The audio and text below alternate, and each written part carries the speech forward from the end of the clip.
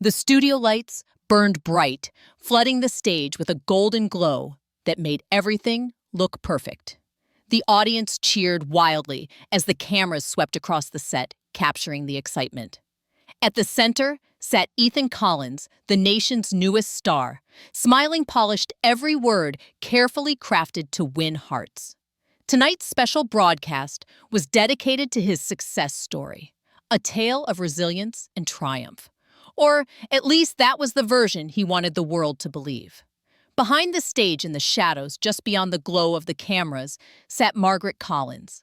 Her posture was still, her hands folded neatly in her lap, but her gaze never left the boy on stage, the boy she had raised, the boy she had sacrificed everything for. To the audience, she was invisible. To Ethan, she no longer existed. He had crafted a story where she was not the devoted mother who worked double shifts, sold her wedding ring, and skipped meals so he could study music. No, in his story, she was the villain, a greedy mother who wanted to control him. The words had cut her deeper than any wound. But Margaret had not confronted him. She had not screamed, nor begged, nor defended herself to tabloids. Instead, she had waited, patiently, quietly, watching, gathering, preparing. On stage, Ethan laughed as he told the host, "I did it all on my own." The audience applauded. Margaret closed her eyes. She remembered the contracts she had signed for him, the bills she had paid, the promises he had written late at night. "I'll take care of you, Mom, once I make it," all tucked away, waiting for the day the truth needed to be heard. When she opened her eyes again, her face was calm. The cameras were not on her yet, but soon they would be. Soon the applause would quiet. Soon her voice, steady and undeniable, would pierce through the noise. And she whispered to herself, "He thought fame would erase me." But what he didn't know was that I had been preparing for this moment all along. The lights still belonged to Ethan, but the truth was hers. If this story gripped you, imagine what comes next. Will the mother stay silent, or will she rise under the same spotlight her son tried to steal? Share your thoughts in the comments and don't forget to follow Family Stories Collection for more unforgettable tales of betrayal, justice, and revenge. Margaret Collins had lived most of her 62 years quietly, the kind of woman who left her mark not with headlines or fortunes, but with patience and sacrifice. She had been a school teacher in a small town, respected for her kindness, admired for her discipline, but rarely noticed outside her classroom. Her life had narrowed down to a single, unwavering purpose: raising her son. Ethan was her pride, her reason to wake before dawn, her reason to keep going, even when her body ached from exhaustion. She was both mother and father, cheerleader and protector, working extra hours so he could have shoes that fit, books that inspired, and food that fueled the dreams he whispered late at night. From the moment Ethan's voice broke into song as a boy, Margaret believed he was destined for more than the small life she could offer. His voice was smooth, pure, carrying a rawness that silenced even the rowdy kids on the schoolyard when he sang. When others dismissed it as a hobby, she saw the gift.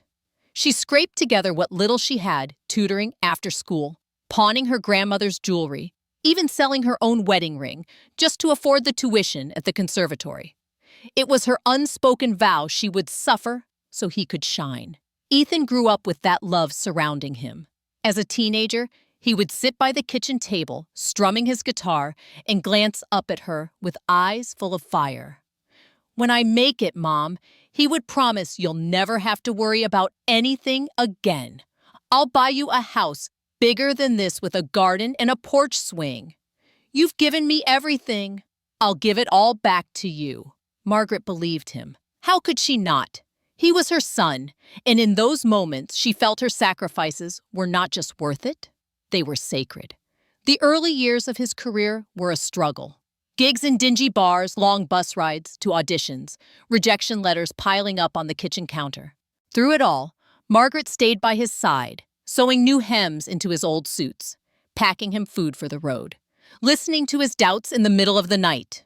Every success, No matter how small a radio station playing his demo, a manager offering to represent him, was celebrated with tears of joy and hugs that felt unbreakable. They were a team, mother and son, against the world. And then came the break. A viral performance, a television spot, and suddenly the world knew Ethan Collins. The boy who once sang in his mother's modest living room now stood beneath stadium lights, his face on billboards, his voice streaming across millions of devices. The fame he had dreamed of, and she had sacrificed for, had finally arrived. Margaret thought this was the moment their bond would be unshakable, that he would finally keep his promise to take care of her. But she quickly learned that fame doesn't only add, it takes away. At first, the changes were subtle. Ethan became busy, unavailable for their weekly calls. His texts turned shorter, colder, delayed for days. When he came home for holidays, his visits were quick distracted by phone calls with managers or dinners with other celebrities. Margaret told herself it was natural, that success demanded time, that he was overwhelmed by the sudden attention. She forgave the silences, the absence, the way his hugs grew briefer. But then, the excuses hardened into avoidance. When journalists asked about his childhood, Ethan began rewriting their story. He painted himself as the underdog who fought his way to success alone. When fans asked about his family, he brushed the question aside or smiled vaguely. The mother, who had carried him on her back, who had fought for his dreams with every breath, was vanishing from his narrative. Margaret confronted him once gently after reading an interview where he claimed he had grown up without support. She held the newspaper in trembling hands and asked Ethan, "Why would you say that?" He avoided her eyes, fiddling with his phone. "It's what people want to hear, Mom. They like a self-made story. It's cleaner. You wouldn't understand. Cleaner." As if her years of sacrifice were dirt on his image. As if she were a stain to be erased. The final wound came when he didn't just erase her, but turned her into the enemy. A scandal broke out in the tabloids. Anonymous sources claimed his mother was greedy, demanding money, trying to control his career. The words sliced through Margaret's heart because she knew exactly where they had come from. She had never asked for anything, never demanded a cent.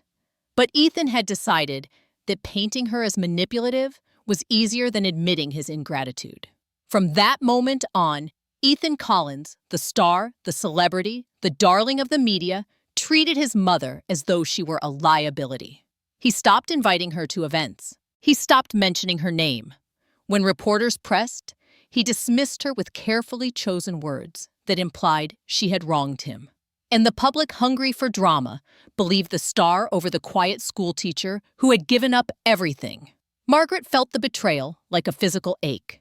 The boy she had raised with love, the man she had built with sacrifice, had sold her for fame. To the world, she was the villain in his fairy tale of success. But inside, beneath the hurt, she felt something else begin to stir. Not rage, not bitterness, but a deep, steady determination. She would not scream or beg. She would not sink to his lies. She would wait. She would gather the truth he had tried to bury.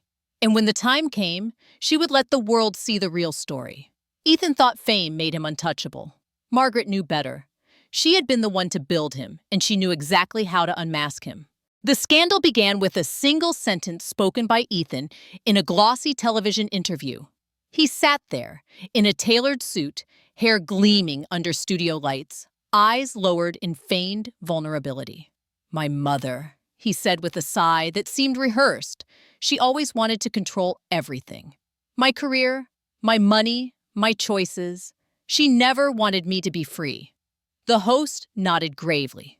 The audience made sympathetic sounds, and within hours, the quote had ricocheted across social media. Headlines cropped up everywhere. Ethan Collins breaks silence on toxic mother. Behind the star, greedy mom tried to hold him back. At first, Margaret thought it was some mistake, that surely he couldn't have meant those words as they were being spun. But then she saw the clip herself, saw the subtle way he tilted his head, the calculated tremor in his voice, the heavy pause that invited pity. It wasn't an error. It was strategy. The press devoured it. Commentators repeated the line with relish. Analysts dissected the supposed greed of stage mothers, and talk shows debated whether parents had the right to benefit from their children's fame. The more the narrative spread, the more Margaret was painted as the villain in Ethan's carefully curated story. People who had never met her felt free to condemn her in comment sections. She must have been suffocating. She's jealous of his success. She only wanted money. The cruelest cut of all was the silence from Ethan himself. He didn't correct them, didn't soften the tale, didn't say, "That's not really who my mother is." He let it snowball because the scandal gave him more spotlight. Margaret's world shrank. She avoided the market in the mornings, walking at odd hours, so she wouldn't overhear neighbors whispering. She let calls from reporters go unanswered until eventually they stopped calling. Each headline was like a splinter. Each photo of Ethan smiling, while the caption accused her of greed, was a wound she couldn't hide. But Margaret didn't fight back, not yet. She didn't release statements or chase microphones. She understood something Ethan didn't. The public's appetite for spectacle is endless, but their patience for truth requires timing. If she rushed out in defense, it would only look like noise against his performance. So she stayed quiet. Outwardly, she seemed defeated, a mother too frail to fight. Inwardly, she began her work. Late at night, she pulled down old boxes from the attic, dusted off files she had kept for years, and spread them across her dining table. Each page told a story Ethan wanted forgotten. There were contracts from his early days, where the conservatory required a parent's guarantee her signature side by side, with his acknowledging that she had paid the tuition. There were old emails he had sent when he was struggling. "Mom, can you cover this month's rent? I'll pay you back as soon as I land a gig. Don't worry, I'll take care of you when I make it big. I promise." There were text messages, small and desperate late at night. "I'm broke. Can you wire something? You're the only one I can count on." She collected receipts. 2 bank statements showing checks she had written to cover his travel for auditions. The invoice for his first studio session, even the bus tickets she had bought when he was too young to travel alone. She remembered every sacrifice, the jewelry she pawned, the nights she went without, so he could eat better, the bills she delayed to keep his dream alive. Now she gathered proof of those sacrifices, each one a piece of a puzzle that once assembled would reveal the truth. But paper wasn't enough. Margaret knew the media could twist documents as easily as words. She needed someone with credibility, someone who could frame the story, not as scandal, but as justice. That's when she thought of Linda Brooks. Linda had been a young reporter once assigned to cover small community stories. 15 years ago, when a local family was on the verge of losing their home to an unscrupulous landlord, it was Margaret who had quietly stepped in.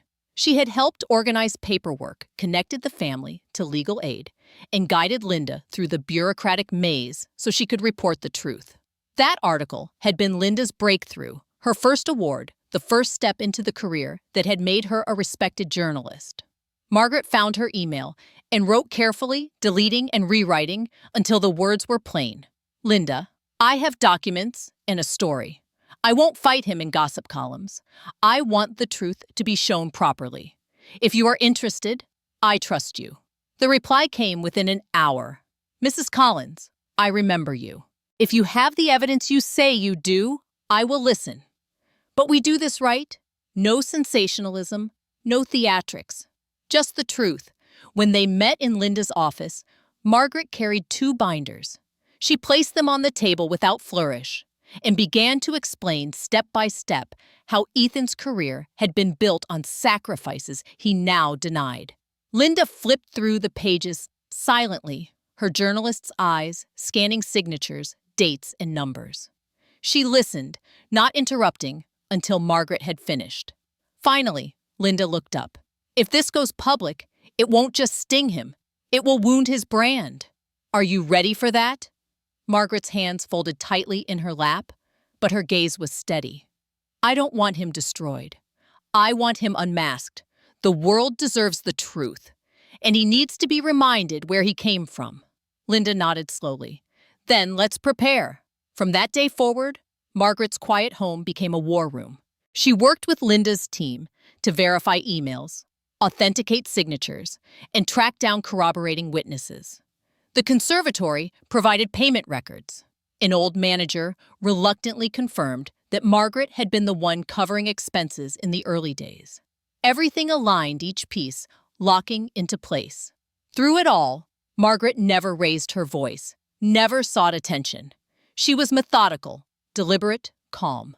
One evening, as she sorted through yet another stack of receipts, Linda remarked, "You're remarkably patient for someone who's been dragged through the mud."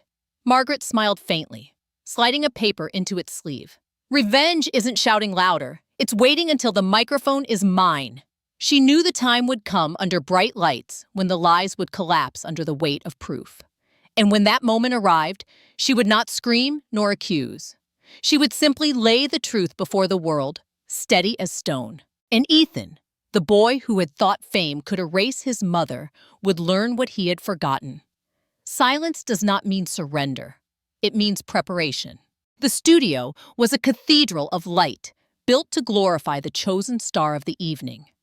Cameras glided smoothly across the audience, capturing faces lit with admiration, while a booming voice introduced the segment. Tonight we bring you an exclusive look at the meteoric rise of Ethan Collins, the voice of a generation, the young man who pulled himself from humble beginnings to the heights of stardom. The crowd erupted in cheers as Ethan stepped onto the stage, every inch of him polished perfection. His tailored suit gleamed, his smile sparkled, and his eyes carried that careful mix of humility and triumph his PR team had drilled into him. He settled into the guest chair with the confidence of a man who believed the narrative was his to control. The host leaned in, microphone angled, voice warm. "Ethan, the world has fallen in love with your story. Tell us, how did you rise from such difficult beginnings to become who you are today?" Ethan gave the audience that well-practiced pause before speaking, the one that suggested thoughtfulness. "It wasn't easy," he said, his tone quiet, wounded, noble. "I came from nothing. I had no one to rely on. It was just me, fighting for my dreams, making sacrifices no one else would make. People think fame comes overnight, but they don't see the nights of hunger, the rejection, the loneliness. I built this on my own." Applause surged. The audience moved by his struggle, eager to believe in the myth of self-creation. Ethan sat back, his expression serene, as if he were basking in both memory and glory. For a moment, it seemed he had won, that the lie was complete, that his mother's name had been erased from his story forever. But in the control room, Linda Brooks gave a subtle nod to the stage manager. The lights shifted almost imperceptibly. The host, smiling, turned back to the camera. "Ladies and gentlemen, we have a surprise for you tonight. To help us understand Ethan's journey more fully, we've invited someone very special. Please welcome Margaret Collins." The applause was confused, at first polite, but hesitant, as an older woman stepped carefully into the light. She wore a modest navy dress, nothing glamorous, nothing ostentatious. Her hands held no clutch, no jewelry, only a slim binder pressed gently against her side. Margaret walked with the unhurried grace of someone who had nothing to prove. The camera cut to Ethan, whose face flickered for just a fraction of a second. Shock, fear, a tightening around the mouth. Then, like a mask, snapping back into place, he smiled. "Mom?" he said, his voice pitched high in feigned surprise. What a wonderful surprise." The host gestured to an empty chair beside him. "Mrs. Collins, thank you for joining us. Your son has told us so much about his journey. We'd love to hear yours." Margaret sat down, placing the binder on her lap. She did not look at Ethan first, nor at the host. She looked at the audience, her gaze steady, and then at the nearest camera.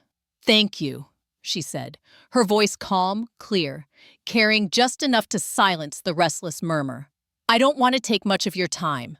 I only came to share some documents, pieces of the story that haven't been told."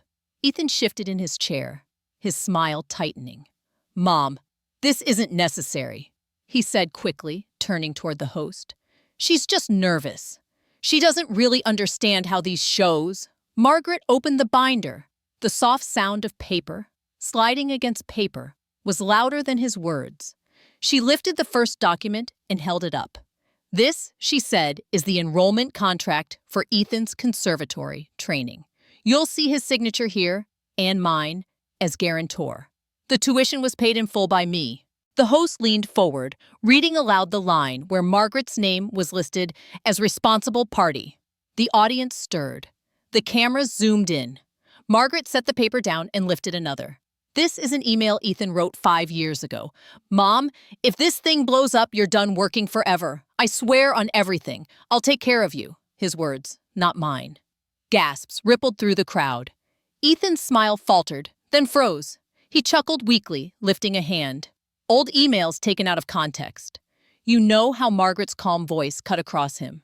Here are receipts for his first studio sessions, bus tickets to auditions, rent payments for his first year in the city, all from my account. And here, she pressed a button on a small recorder. Ethan's younger voice filled the studio, shaky with excitement. Mom, I made it. I'm scared. Thank you for believing when no one else did. The audience erupted, but this time not in applause. There were whispers, shocked murmurs, a shifting energy that no PR strategy could contain. Millions watching at home leaned closer to their screens, the truth slicing through the fiction they had been fed. The host, to his credit, asked softly, Ethan, how do you respond to this? Ethan laughed nervously. The sound hollow. Look, I was young, emotional. Of course my mom helped me a little, but every artist has to. Margaret turned her head, finally looking directly at him. Her expression was not angry. It was not bitter. It was simply steady, the gaze of a woman who had carried him, fed him, fought for him, and now refused to be erased. A little, she said quietly. Everything you are began at my table. You promised the world I was greedy. I only ever wanted you to remember. The silence that followed was heavier than any applause. Ethan opened his mouth, closed it again, his practiced charm slipping like a mask too heavy to hold. He looked suddenly smaller beneath the lights, a boy caught in the act of betrayal. Margaret turned back to the audience, her voice gentle but firm. I don't want his career. I don't want his money. I only want the truth. And the truth is, this no child builds himself alone. No son erases his mother without erasing part of himself. The crowd broke this time into applause, but it was not for Ethan. It was for Margaret. The cameras captured every angle, the mother who had been painted as greedy, standing calm and resolute. The star who had lied shrinking in his chair. Across the country, millions watched, some with tears, some with outrage, all with the dawning realization that the story they had believed was a lie. When the segment ended, the host thanked Margaret.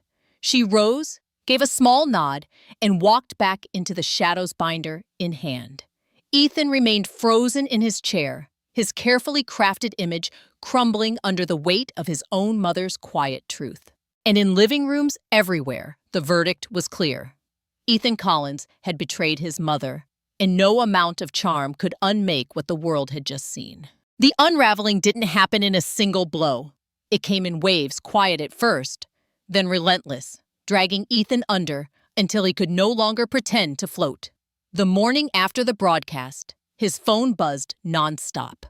At first, he thought it was the usual agents, fans, producers. But as he unlocked the screen, his chest tightened. His official fan page had dropped 20,000 followers overnight. By the end of the week, the number was closer to 100,000. Posts, once filled with adoration, were now clogged with comments like, "How could you do that to your mom?" and "ungrateful," "disgusting." Even the emojis told the story. Broken hearts, angry faces, thumbs downs by the thousands. He told himself it was temporary. Scandals came and went. He could charm his way back, but the world was less forgiving than he imagined. Within days, his management team received a letter from a major sports brand that had signed him for a multi-million-dollar endorsement. The company, known for its wholesome image, cited a misalignment with family values and terminated the contract. Other brands quickly followed. His face was scrubbed from a beverage campaign. A fragrance deal went silent. A luxury watch ad pulled his posters down from airports across the country. The same billboards that had once displayed his confident smile now showed blank white panels awaiting someone new. Ethan's calendar emptied faster than he could process. Concert bookings were quietly canceled, appearances postponed indefinitely. His publicist stopped returning his calls. His lawyer advised him to lay low. For the first time since his rise, silence surrounded him, and silence in fame is death. The humiliation was not confined to contracts. It followed him into the streets, into airports, into every public space. A video surfaced of him trying to slip through an airport terminal in sunglasses in a hoodie. Fans who once screamed his name now shouted insults. "Mom betrayer, shame on you." Someone threw a crumpled magazine at his feet, the cover featuring Margaret with the headline, "The Mother Behind the Star, a Story of Sacrifice." The clip went viral, gathering millions of views in hours. Margaret, meanwhile, was painted as a quiet heroine. Articles praised her dignity during the broadcast, calling her the woman who gave everything only to be betrayed. Editorials described her as a symbol of patience and truth in a world obsessed with image. A popular morning show aired a segment titled "Real Love versus Manufactured Fame," contrasting Ethan's cold ambition with Margaret's years of sacrifice. People who had once cheered Ethan now sent flowers to Margaret's modest home with notes like, "Thank you for reminding us what real family means." Ethan's celebrity friends, the ones who had crowded his parties and toasted his success, began to vanish. Invitations stopped arriving. Collaborators suddenly had scheduling conflicts. Those who did speak to him offered rehearsed sympathy, but no public support. No one wanted to be associated with the scandal of a son who had thrown his mother under the bus. Even Robert King, a powerful music producer who had once called Ethan the future of pop, quietly distanced himself, tweeting vague praise about gratitude being the heart of art without mentioning Ethan's name. Everyone understood the subtext. The small humiliations cut deeper than the headlines. One afternoon, Ethan walked past a bus stop where his own poster had been replaced overnight by another singer smiling wholesome everything he used to embody. Another time at a cafe, two teenagers whispered loudly enough for him to hear, "That's him, the guy who lied about his mom. What a fraud. They didn't even ask for a selfie." They just laughed and turned away. But perhaps the cruelest humiliation came in the industry itself. For years, Ethan had built his brand on authenticity songs, about struggle, about rising from nothing, about loyalty and dreams. Now every lyric was recast in the harsh light of truth. Critics who once praised him as a voice of the people now mocked him as a hypocrite. A late-night comedian dedicated an entire segment to him, reading his old lyrics aloud in a mocking tone, then cutting to Margaret's interview. The audience roared with laughter, and the clip spread faster than any of his music videos had. In his penthouse apartment, Ethan tried to block it all out. He turned off the TV, deleted apps from his phone, but the silence was worse. Without the constant validation of fans and flashing cameras, he was left alone with himself and the truth he had tried so hard to bury. His mother's calm face haunted him. Not angry, not vengeful, just steady. The kind of steadiness no amount of fame could fake. One night, desperate for distraction, he ventured out to a gala, hoping to show his face and reclaim some ground. The red carpet cameras flashed, but the questions were brutal. "Ethan, do you regret lying about your mother? What do you have to say about the contracts she showed? Is it true you called her greedy while she paid your tuition?" His practiced smile cracked under the barrage. When the footage aired, it wasn't glamorous. It was pitiful. Clips of his stammering answers circulated with captions like, "The Fall of Ethan Collins."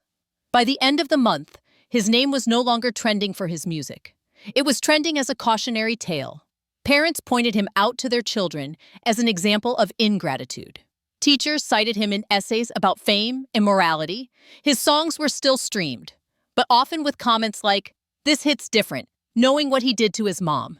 Even his art was no longer safe from the stain of betrayal. Meanwhile, Margaret's life remained unchanged in material ways. Her modest home, her simple routines, but she was transformed in the eyes of the world. She was invited to speak at community events, praised for her grace, admired for her resilience. She declined most offers, preferring her quiet life. But when asked, she would repeat the same words: "I never wanted revenge. I only wanted the truth." For Ethan, every day was another thread unraveling. Contracts dissolved, friendships evaporated, fans fled. And through it all, the echo of his mother's words on live television lingered like a verdict. No child builds himself alone. No son erases his mother without erasing part of himself. He had tried to erase her.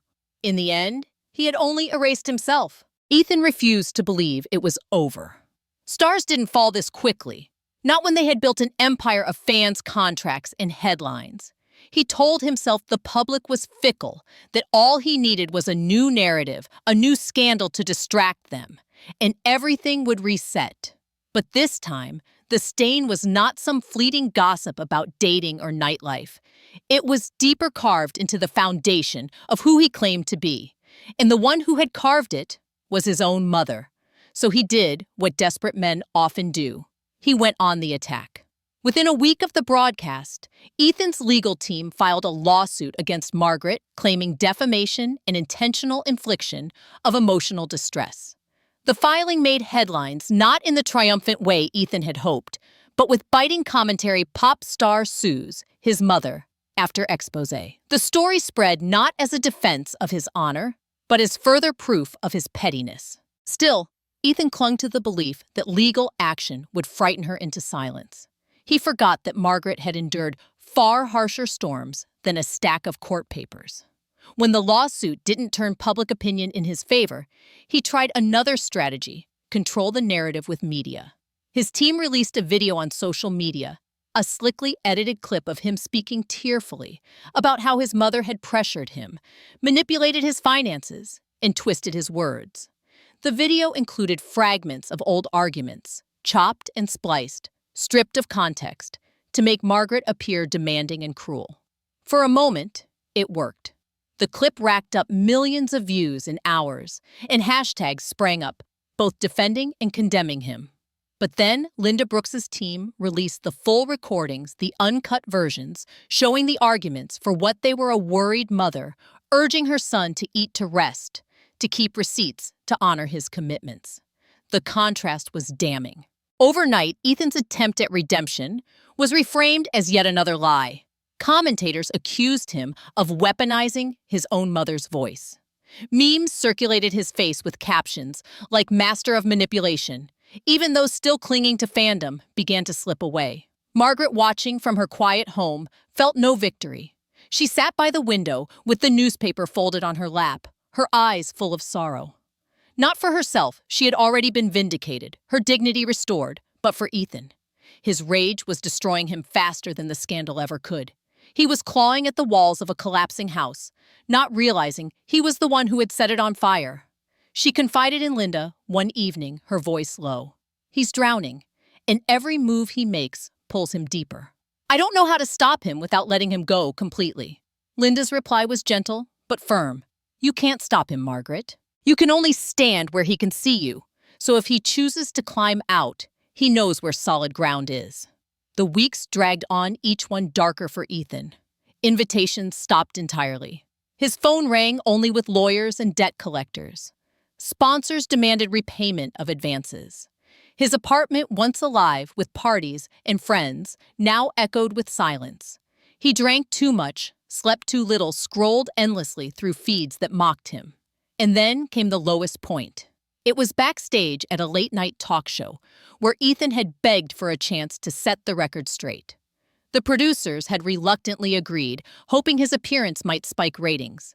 Margaret, who had been invited as well, hadn't planned to confront him. Her role was small. A pre-recorded statement played as context. But fate placed them together in the narrow hallway behind the stage, alone for the first time since the world had turned upside down. Ethan's eyes were wild, bloodshot from lack of sleep, his hands clenched into fists.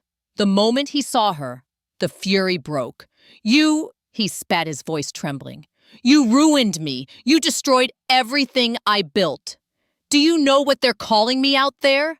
Do you know what I've lost? Margaret's lips parted, but she didn't answer. The flood came before she could. I was a star, he shouted, slamming his fist against the wall. I had the world in my hands and you ripped it away because you couldn't stand me being bigger than you. Admit it, you wanted me to fail. You wanted the spotlight. His voice cracked a sob, strangled inside anger. You've killed me. Margaret's eyes filled, but her voice when it came was steady. No, Ethan, she said softly. I didn't kill you. You've been cutting yourself down piece by piece. I only pulled back the curtain so the world could see what you were doing. You lie, he screamed, though his voice had lost its conviction. You've taken everything from me. Tears slid down her cheeks, quiet, unforced. I took nothing. You gave it away. To your pride. To your lies. To your hunger for applause. All I did was remind you and the world where you came from. She stepped closer, her voice lowering to a whisper. You've been fighting me as if I were your enemy. But Ethan, the truth is, the only enemy you've ever had is yourself. He stood there, chest-heaving, words tangled in his throat. For the first time, he couldn't meet her gaze. His shoulders shook, not with rage now, but with something heavier, shame. He turned his face away, muttering, You've ruined me, though even he no longer believed it. Margaret lifted a hand, almost touching his cheek, then let it fall. Her heart ached to hold him, but she knew he wasn't ready. Not yet. Instead, she whispered the only truth left to give. Kantu fa hui ching min. Mi chi chiu ein sang lin su tut. Then she walked away, leaving him in the dim backstage corridor, surrounded not by cameras or applause, but by silence. For Ethan, that was the darkest night, the moment he realized his fame. His fortune, his carefully built image had crumbled, not because of his mother's betrayal, but because of his own. And for Margaret, though her heart broke anew, she carried one fragile hope, that in the ruins of his pride, her son might one day find the humility to rebuild not as a star, but as a man. The courtroom was packed, not with the frenzied roar of fans, but with the hushed curiosity of journalists, spectators, and the few loyal supporters who still clung to Ethan's fractured image. The air smelled of polished wood and faint tension, every whisper echoing too loudly. Margaret sat quietly in the front row, hands folded over her purse, her posture calm. She wore no bitterness on her face, only the serenity of a woman who had come prepared to let truth speak for itself. Ethan, by contrast, sat across the aisle with his legal team, his once radiant features drawn and tired. He shifted constantly, adjusting his tie, glancing at the cameras as if searching for sympathy that no longer came. The proceedings had dragged for weeks. Ethan's attorneys argued fiercely that Margaret had defamed him, twisted private conversations, and publicly humiliated her son for personal gain. They painted her as vindictive, a bitter old woman hungry for relevance. But every accusation crumbled under the weight of documentation. The contracts with her signature as guarantor, the receipts, the tuition ledgers, the emails and voicemails where Ethan had once pledged devotion and gratitude. Each piece was a stone stacked into an unshakable wall of truth. The judge, a stern woman with decades of experience, listened patiently, her gavel striking only when tempers rose too high. On the final day, after both sides had made their closing statements, she adjusted her glasses and delivered the verdict. Her voice was calm, deliberate, every word carrying the weight of finality. This court finds that the claims of defamation brought by Mr. Ethan Collins are without merit. The evidence provided by Mrs. Margaret Collins is legally sound, authenticated, and corroborated by multiple sources. What was presented to the public was not fabrication, but verifiable truth. The court further notes that truth, even when it damages reputation, cannot be considered defamation. The lawsuit is hereby dismissed. A ripple moved through the courtroom. Cameras flashed as the words were recorded, immortalized. Margaret closed her eyes briefly, exhaling a breath she hadn't realized she was holding. Ethan's shoulders slumped, the last pretense of confidence draining from him. He didn't look at her. He couldn't. Outside, the world reacted with the speed of wildfire. Headlines blared, "Judge rules," in favor of Mother Truth over fame. Social media flooded with support for Margaret, her name trending with messages of admiration. Strangers called her courageous noble, a beacon of patience in the age of spectacle. Talk shows replayed clips of the trial, contrasting Ethan's evasions with Margaret's calm testimony. Editorials praised her restraint, noting how she never once lashed out, never once sought vengeance, but simply held her ground. Offers poured in. Television producers wanted her story. Publishers dangled book deals. Universities invited her to speak about resilience and family. Margaret accepted a few, but declined most. She wasn't chasing recognition. She had lived long enough to know. Applause fades as quickly as it arrives. What mattered to her was not basking in the glow of vindication, but transforming her pain into something lasting. That decision came one evening as she sat by her kitchen window, a cup of tea cooling in her hands. Across the street, she watched children playing, their laughter rising in the twilight air. It struck her how fragile dreams are, how easily they can be snuffed out by poverty, neglect, or betrayal. She thought of Ethan as a boy strumming his guitar with fire in his eyes, and how that fire had been fueled only because she refused to let circumstances extinguish it. The idea came as simply as a breath, to create a place where children like Ethan, talented, driven, but without resources, could be given a chance, without strings, without manipulation, without lies. Not for fame, not for applause, for possibility. Thus, the Collins Foundation was born. With the help of Linda Brooks and a small team of trusted advisors, Margaret established a scholarship fund dedicated to supporting children from disadvantaged backgrounds who had artistic talent. The foundation paid for instruments, lessons, training programs, and most importantly, mentorship from professionals who emphasized not just craft, but character. Margaret insisted on one guiding principle inscribed in the foundation's charter: talent must be nurtured by gratitude and truth, or it will destroy itself. The launch event was held in a modest community theater, not a glittering ballroom. Margaret stood on stage, simple and dignified, addressing a crowd of donors, teachers, and students. Her words were steady, not dramatic. "I spent my life believing in one dream," she said. "That belief carried my son into the world of music, but fame twisted what should have been a blessing into a weapon. This foundation is my way of ensuring that no child with talent is denied opportunity because of poverty. But it is also my way of teaching that talent alone is not enough. Gratitude, humility, and truth. These are the notes that must be played alongside any song." The applause that followed was genuine, not the roar of adoring fans, but the respect of people moved by something real. The first recipients of the scholarships stepped on stage, nervous, hopeful, some holding violins, others sketchbooks or dance shoes. Margaret smiled at each of them, seeing in their faces a chance to heal what had been broken. As the foundation grew, Margaret's legacy began to eclipse the scandal. People no longer spoke of her as the mother betrayed, but as the woman who turned betrayal into a gift for others. Her story was taught in classrooms as a lesson about perseverance and dignity. Documentaries featured her as an example of how truth, when wielded with patience, could triumph over lies. And what of Ethan? He vanished from the spotlight as quickly as he had risen. Without contracts, without endorsements, without fans, he retreated into silence. Paparazzi caught him once or twice in the months following the trial.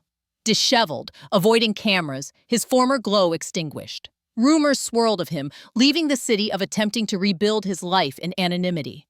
But none of it mattered. He was no longer a star. He was a cautionary tale, whispered about but rarely seen. For Margaret, this was not triumph. It was sorrow.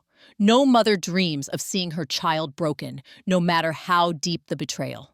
Yet she understood that this was the only path left, that Ethan needed to face the silence of his own choices before he could ever hope to find himself again. She prayed for him quietly at night, her heart still tethered to him, but her hands finally free. Years later, as the Collins Foundation flourished, Margaret often returned to that courtroom in her memory, not to relive her son's humiliation, but to recall the gavel, striking the affirmation that truth had prevailed. That sound was not victory, it was release. She had not won through anger. She had not sought revenge in the way tabloids love to frame it. She had chosen something harder to transform betrayal into legacy, to let her scars become shelter for others.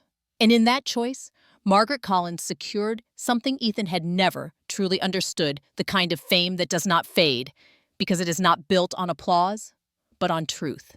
Margaret sat by the window of her modest home, the evening light spilling gently across the room.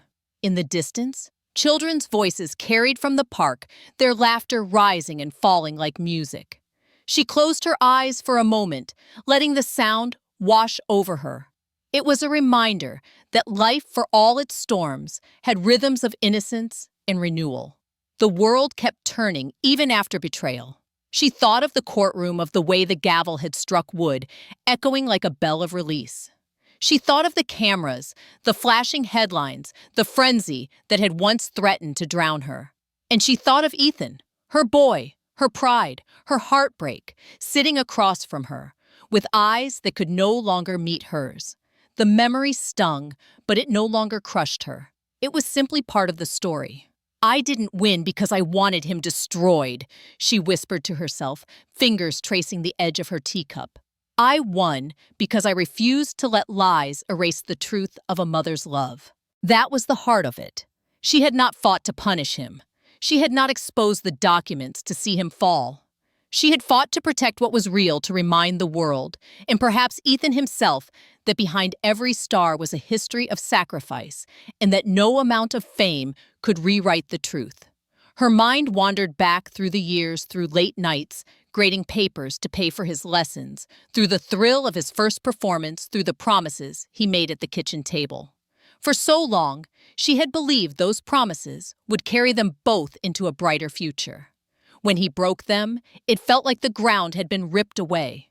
Yet in the silence that followed, she had discovered something stronger beneath her feet: patience.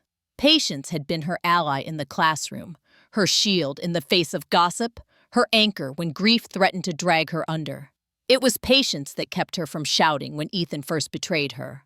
It was patience that guided her hand as she collected receipts and contracts. And it was patience that steadied her voice when the microphone was finally hers. Rage would have burned out quickly. Patience endured. She smiled faintly, remembering something Richard, her late husband, used to say: "Fame is temporary. Beauty fades. Greed destroys. But truth and patience endure." At the time, she had thought it a simple proverb, the kind of wisdom spoken to fill silence. But now, after living its meaning, she understood. Fame had consumed Ethan like a wildfire, dazzling and destructive. Beauty, his flawless image, had cracked under pressure. Greed had poisoned his soul. Yet truth had survived, and patience had delivered justice without ever lifting a sword. Margaret rose and crossed the room to a small wooden desk where she kept her journal. She opened it to a fresh page, dipped her pen, and began to write, not for the world, not for interviews or articles, but for herself. When betrayal comes, it is easy to believe love was wasted. But love is never wasted. Even when twisted, even when rejected, it leaves a mark that cannot be erased. My son may deny me, but he cannot erase me. I am in every note he sings, every chord he plays, every breath he takes on a stage, built from my sacrifices. He carries me whether he admits it or not. That is what it means to be a mother. She paused, blinking away tears, then continued. I do not regret the nights I went hungry so he could eat. I do not regret selling my ring so he could study. I do not regret standing alone against the storm of lies. For through it all, I remained true to him, to myself, to the truth. That is victory enough. Closing the journal, she felt lighter. The bitterness that once threatened to consume her had dissolved into clarity. She did not need the world's applause. She did not need revenge. What she needed and what she had was peace. And yet beneath the peace, there remained hope. Not the desperate hope of a mother waiting for her son to call, but the quiet hope that one day when the noise of fame had faded and the mirrors of vanity had shattered, Ethan would remember the truth she had preserved for him. Perhaps he would come home, perhaps not. Either way, she had done her part. The Collins Foundation had already given scholarships to 20 children. Margaret had met them one by one, shy violinists, wide-eyed singers, dancers with worn-out shoes. In their eyes, she saw the spark she once saw in Ethan, and she knew she was helping kindle flames that might light the world. That was her true legacy, not the scandal, not the trial, but the future she was building for others. As the sun dipped below the horizon, Margaret whispered a final reflection, a prayer for herself and for anyone who might walk the path she had walked. Fame is temporary. Beauty fades. Greed destroys. But truth and patience endure. That is what saves us in the end. And with that, she closed the journal, letting the quiet of the evening settle around her. She was not defeated. She was not erased. She was whole, and she had kept the truth alive. The night was quiet, save for the ticking of an old clock that had belonged to Margaret's parents. She sat at her desk, the lamp casting a warm circle of light over the leather-bound journal she had been keeping. Its pages were filled with her reflections, her battles, her memories, some written through tears, others with a steady hand that carried both strength and sorrow. Tonight, however, she was not writing for herself. She was writing for the ones who would come after her, for the family who would inherit not only her name, but her lessons. She dipped her pen and began a new entry, her handwriting slow but deliberate. My dear grandson, never trade your soul for applause. The world will tempt you with fame, with the sound of clapping hands and the illusion of power. But applause fades as quickly as it rises. What endures is your soul, your truth, and your dignity. Guard them with all that you are. Her hand trembled slightly, not from weakness, but from the weight of what she wanted to leave behind. She paused, then continued. If betrayal comes, and it will in some form, do not meet it with anger. Anger burns quickly and leaves only ashes. Meet it with intelligence, with patience, with the calm certainty that truth does not need to shout. It only needs to stand. Remember, my child, revenge is not rage. Revenge is clarity timing. And above all, the refusal to let lies define you. She closed the journal for a moment, her eyes drifting across the room to the corner where a worn guitar rested against the wall. The sight of it stirred memories so sharp they felt alive. The day Ethan had first strummed its strings with clumsy fingers, the way his face had lit up with joy, the countless hours he had poured into its music. She remembered, too, the sacrifice that had made it possible, the delicate gold bracelet she had sold, a family heirloom from her mother, given up so Ethan could have an instrument to chase his dream. Margaret rose and crossed the room, lifting the guitar with careful hands.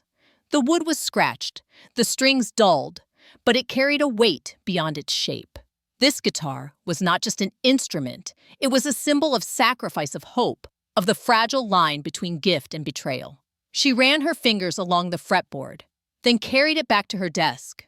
Opening the journal again, she wrote, "This guitar was bought with love, with sacrifice."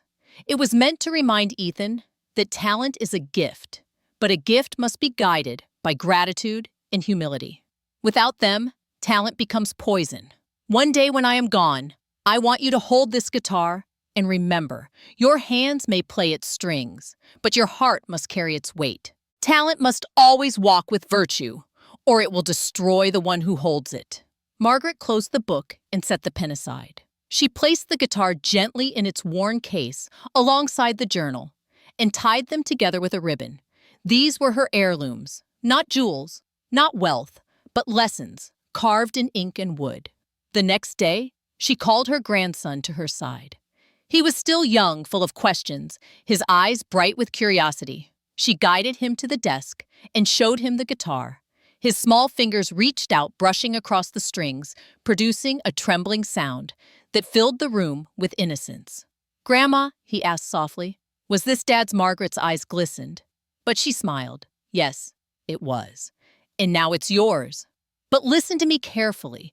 This guitar is not just for music. It's a reminder that talent alone is not enough. You must carry it with kindness, with honesty, with respect. If you forget those, the guitar will sound hollow, no matter how well you play. The boy nodded, though he didn't fully understand. He cradled the guitar as if it were fragile glass, sensing its importance, even without knowing the whole story. Margaret leaned down and kissed the top of his head. Later that evening, after he had gone to bed, Margaret sat once more at her desk. She didn't open the journal this time. She simply looked at the case in the ribbon, knowing that when her time was done, her grandson would inherit more than possessions. He would inherit a compass, and that was all she could hope for. Not that he would never stumble, not that he would never face betrayal, but that when he did, he would remember her words, "Never trade your soul for applause, and let truth be your instrument." In that quiet room, under the watchful ticking of the old clock, Margaret felt at peace. She had carried her story through fire and loss, and now she had placed its lessons in hands that would outlive her. The torch had been passed not in the blaze of fame, but in the steady glow of wisdom. The late afternoon sun spilled through the lace curtains, painting golden patterns across the wood desk where Margaret sat. Her journal lay open before her, its pages filled with years of love, sacrifice, betrayal, and hard-earned wisdom. She had written the final lines slowly, carefully, as if each word carried a part of her soul. Now, with a quiet exhale, she closed the book and rested her frail hands on its cover. The room was still. The old clock ticked steadily in the background, and the distant laughter of children drifted in through the window. For the first time in a long time, Margaret felt something she hadn't dared to hope for: peace. She had done what she could. She had told the truth. She had preserved the memory of love, even when it had been twisted by greed and ambition. And she had passed on the lessons that mattered not to the world, but to the ones who would carry her legacy forward. The sunlight warmed her hands, fragile yet steady, and she let her gaze linger there. So much had been done with those hands feeding a child, paying bills, holding contracts, wiping tears. Now they rested not empty, but fulfilled. Her thoughts drifted to Ethan. She didn't know where he was, what he was doing, or whether he still carried the bitterness that had destroyed his career. But she hoped quietly that one day he would remember not the scandal, not the downfall, but the truth of who his mother had been. She didn't need his forgiveness. She only prayed he would find his own. She whispered softly into the quiet, as if speaking to the air itself. "If it were you, would you forgive your child, or would you fight for the truth?" The question hung there, not demanding an answer, but inviting reflection. For every listener, every parent, every child, the choice would be different. And that was the power of the story, not to dictate, but to stir the heart. Margaret leaned back in her chair, the golden light bathing her face, and closed her eyes. Whatever the world decided, whatever Ethan chose, she had done her part.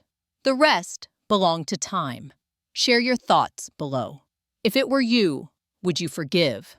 Or would you fight for the truth? And don't forget to follow Family Stories collection for more powerful tales of betrayal, justice, and the enduring strength of love.